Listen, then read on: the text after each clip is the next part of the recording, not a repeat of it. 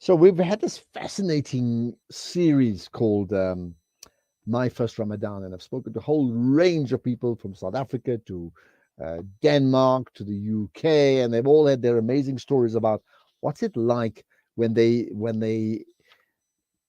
in their very first Ramadan. Basically, what was it like when they experienced their first Ramadan? So we're doing it again today with my guest is Tonya Khoury, who's in the media space. So I have to say upfront that I know Tonya for many, many years. So Tonya, good morning and assalamu alaikum. Alaikum salam, Haji God. It's so good to be here. And I love the show. This is the part that makes my Ramadan very special. Thank you. Well, there you are. All right. So, well, if this one makes your Ramadan very special, what was your first Ramadan like? And I believe it's quite a few years ago. It's a long time. This is actually my 11th Ramadan. Imagine. It goes so quickly, right? My first Ramadan was like it was interesting and a little bit difficult. I didn't when I reverted to Islam, I didn't even think about Ramadan as something to, that is going to be a challenge or whatever. I just went straight in. Um, the first 3 days, like I was like, oh my goodness, I'm so thirsty. Mm, And you had all these Muslims going, it's such a beautiful time of year. And I'm thinking, I'm so thirsty. I'm so thirsty. And then I started to understand the process. And I think it takes a little bit. In fact, I would probably say it was on my third Ramadan that I really got into it, in that it's a process of surrender, yeah. Yeah. complete surrender. And it's a time of great intention, and It's interesting you say that because in my conversations with many of the others who sort of let's call them new Muslims, for want of a better word, um, yes, it's very few who are able to just switch on a button, switch on and switch off like you would do with load shedding. It's yes, a process. So it's a process. you clear about your direction, but you can't do that all in one shot. I mean, and you're saying you found the same for you. I found exactly the same. In fact, at the time, I had a Muslim friend really guide me through the process. And he used to give me a hard time most days. Like he was like, no, you did, like you came all the way to 3 o'clock. You can push through another 3 hours, like really encouraging me across along the way. But Yeah. yes, it was definitely a process in the beginning. I think when you're brought up in an Islamic household, and you have this it's part of your growing up process. It may be easier, but for me who did it as an adult, and 11 years ago I was still 20. Yeah. And then it becomes easier every year. What I found really challenging during my Ramadan is I had stomach issues for about 4 years, and I couldn't fast. And Okay. let me tell you, there's nothing like Muslim guilt. Yeah. Yeah. It It's even uh, worse it not to fast. Yeah. feels terrible. It feels Yeah. terrible not to fast. And this is the first time in 4 years that I've been able to fast completely. And I cannot tell you the uplifting feeling that you are part of this enormous collective doing the same thing, and then putting the charitable aspect on top of that. So when in those years that I couldn't fast, it was really I used to work really hard on the charity, because like you'd have this, oh my goodness, the whole world is fasting and I'm not fasting and I feel so guilty. But it's okay, right? Because Allah says it's okay, but you still feel this terrible guilt. So I had that for a few years, but overall, Ashraf, like I must say, it is now I can say it's the most beautiful time of year. Yeah, well, there you Mashallah. are, mashallah, alhamdulillah, absolutely. So what's been your experience this year then? So, if we talked about 11 years ago, so this year you can fast, and I know and correct me if I'm wrong, you're tucked somewhere in northern KZN, right? That's right. So you're not part of sort of mainstream hustle bustle, not to suggest there's nobody there.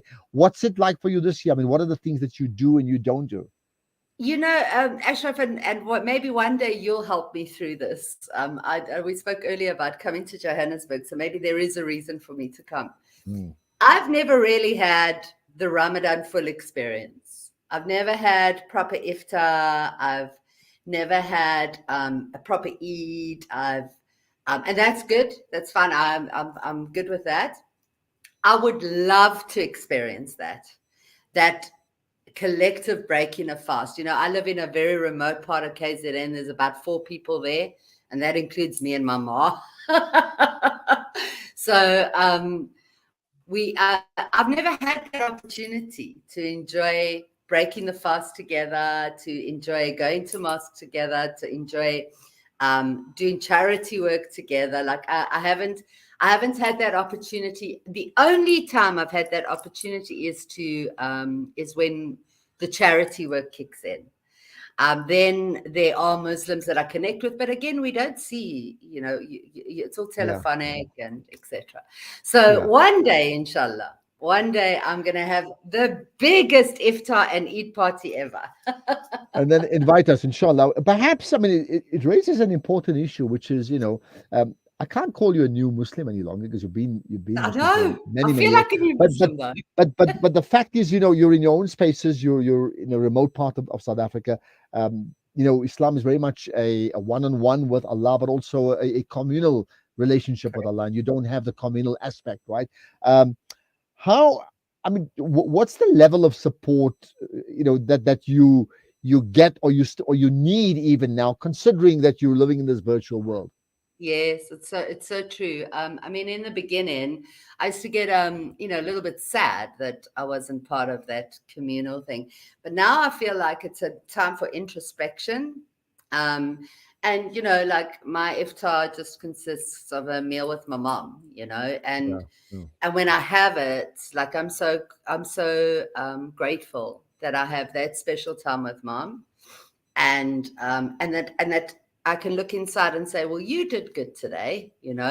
Imagine if you were around a Muslim community, how much fun you'd be having. So inshallah, it will come one day. But to answer your question, it is, there's no great, I mean, the clock goes, the prayer time goes, and then you eat. That's it, So, and but that's still, those first 3 sips of water are just like, thank you, Allah, for giving me this opportunity to drink straight from the soil, because our water comes straight from the soil and it has the sweetest taste, mashallah. Okay, wow, So, goodness.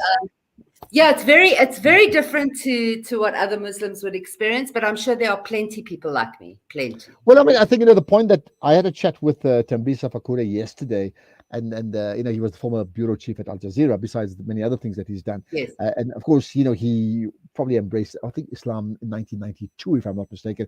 But he made the point that initially his exposure to Muslims was a certain template, and he almost thought that the diet, the meals you eat, had to be a certain type of diet. It's only now there's developed a global view that, in fact, if it's chicken for you, but it's dates for me or samosas, then that's fine. There's no right and wrong about that. There isn't at all, right? So I think we need to understand that.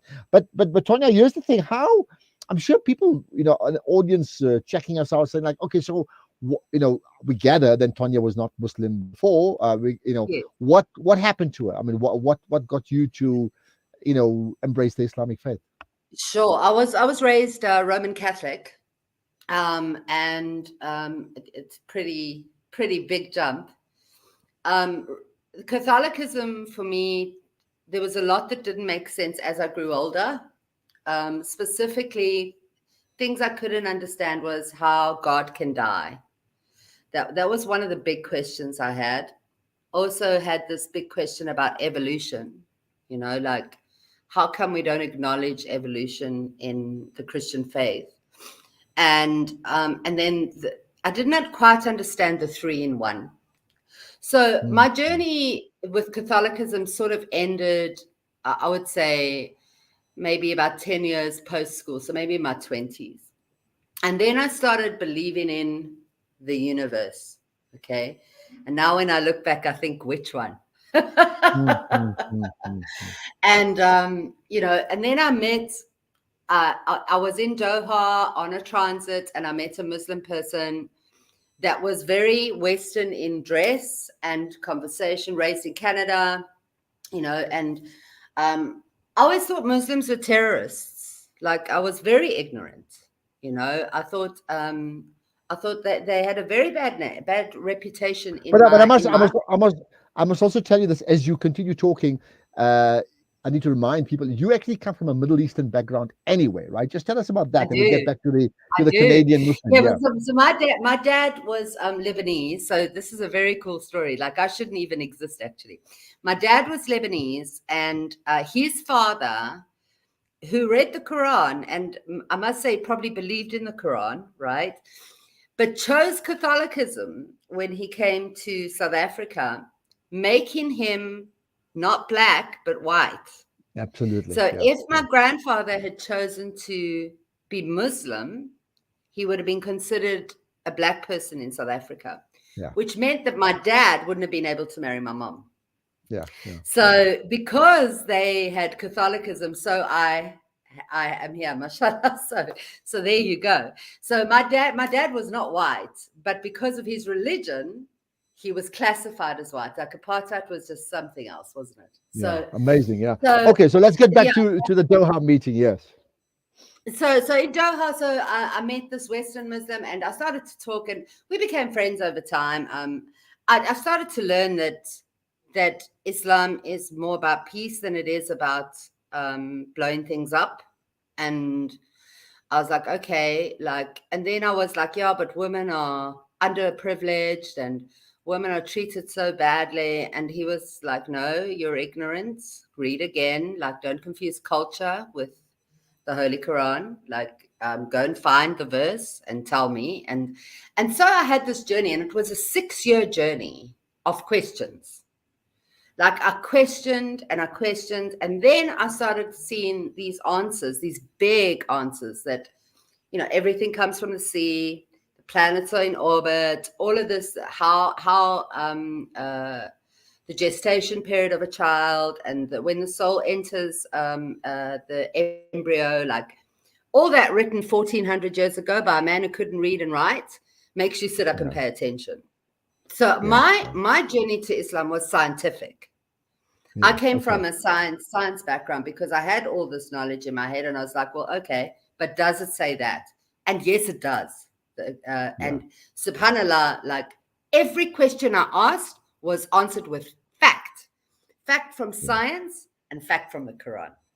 So at some okay. point you got to say, well, okay, like I'm Muslim, and there is only Yeah, one God, and Muhammad is his slave and messenger.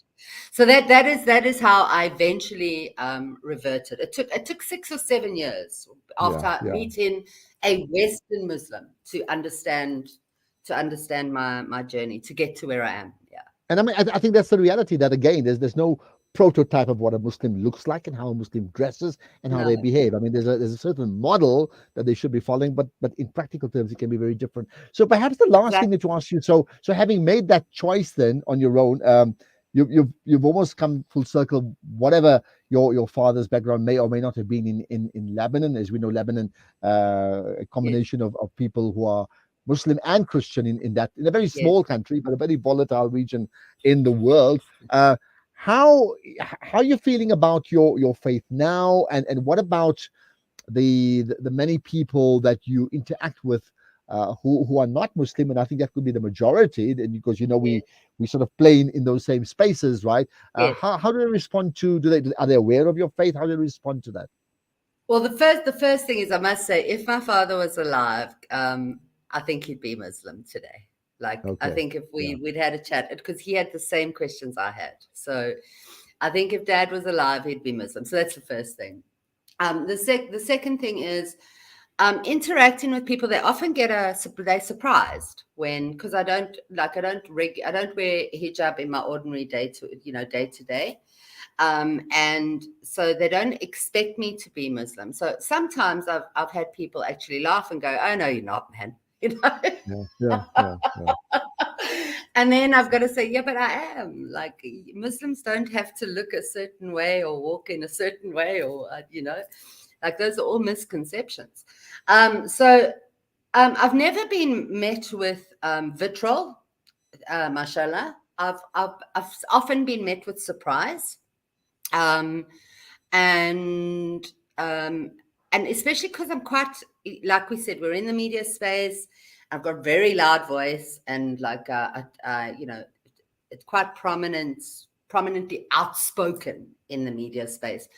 So then they said, but how can you be a Muslim woman, because we expect you to be a certain way, So I hope that there is this busting the myth when it comes to meeting me. And also, like, I was in what they call an interracial relationship, because I was married to an Arab man. But the interesting thing is I'm actually Arab too, so I don't know if it was interracial.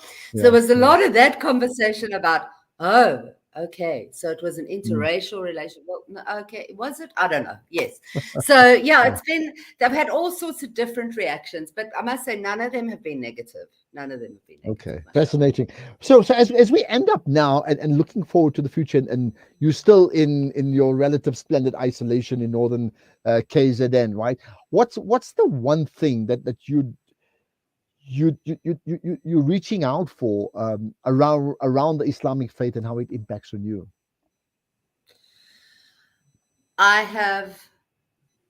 It is the single greatest thing of my life to be Muslim. That's all. And I don't think I'm going to add a word to that. You have to know when to exit, because I think that's just the necessary way to end it.